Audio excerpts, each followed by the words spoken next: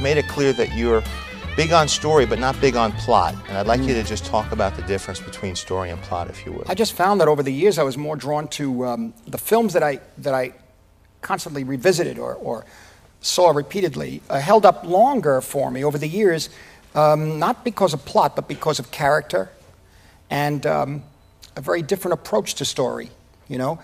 Just, for example, talk about Hitchcock, and we see his films in the 50s as they came out. Strangers on a Train, Rear Window, all the way up to, you know, Vertigo, North by Northwest, and into Psycho. But I think over the years, the films of Hitchcock that I enjoy watching repeatedly, The Wrong Man, for example, as a picture that I've used repeatedly as an example of mood, paranoid style, beautiful New York location photography. Was a picture that I screened for Michael Chapman, Paul Schrader, and everybody for Taxi Driver. And I think maybe ultimately it's one of the reasons I said Bernard Herrmann had to do the score.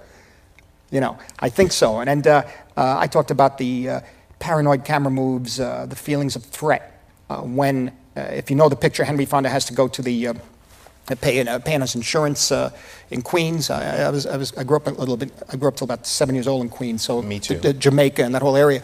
So it was kind of interesting to see it. But he's standing behind the counter, and the woman's looking over, and you see Henry Fonda from her point of view, and she thinks he's a robber because he had just robbed this place earlier, and she thinks he's come back.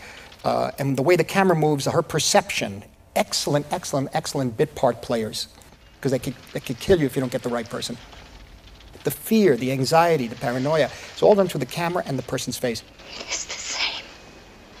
I find that is more interesting to me. So when I saw Rebecca maybe 10 times, 14 times and everything, but at a certain point I said, for me, the style Hitchcock in that film is only in the sequence when Mrs. Danvers shows the Rebecca's room to Joan Fontaine.